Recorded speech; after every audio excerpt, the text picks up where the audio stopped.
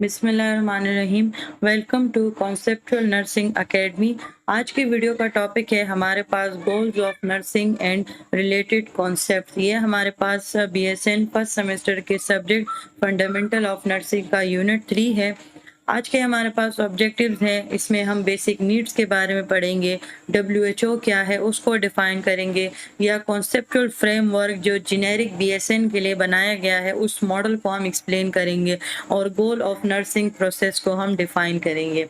अब हमारे पास human needs क्या होते हैं या नीड्स क्या होते हैं। नीड हमारे पास वो चीज़ होती है जो कि एक ऑर्गेनिज्म को एक हेल्दी लाइफ गुजारने के लिए ज़रूरी होते हैं। ये वांट यानी जो हमारी चाहत होती है ये उससे बिल्कुल अलग होते हैं।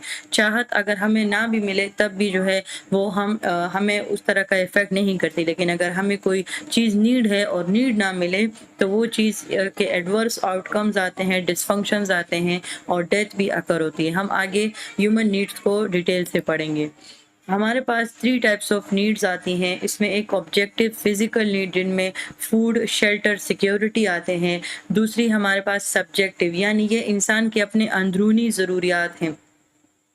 इसमें हमारे पास सेल्फ स्टीम, अफेक्शन, बिलोंगिंग्स वो आता है, मतलब साइकोलॉजिकल नीड्स। एक हमारे पास आता है सेल्फ फुलफिल्ड नीड्स। जब ये हमारे पास ऑब्जेक्टिव एंड सब्जेक्टिव ये दोनों नीड्स पूरे हो जाते हैं तब इंसान अपने सेल्फ फुलफिलमेंट की तरफ जाता है, एक सेल्फ एक्चुअलाइजेशन की तरफ। वो खुद को पहचानने की कोशिश करता है कि मैं आखिर हूँ क्या और मैं क्या बन सकता हूँ। वो अपने आइडियल सेल्फ की तरफ जाता है। मेज़लो हायरार्की ये एक ऑफ ह्यूमन नीड्स, ये एक अमेरिकन साइकोलॉजिस्ट था और ये साइकोलॉजी का प्रोफेसर था कोलंबिया यूनिवर्सिटी में।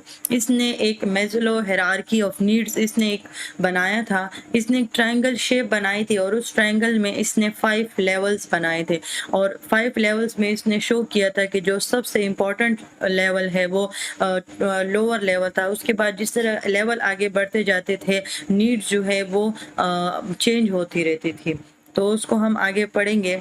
इसकी जो सबसे बेसिक नीड थी हमारे पास वो थी फिजियोलॉजिकल नीड, जिसमें breathing, food, water, sex, sleep, homeostasis, excretion.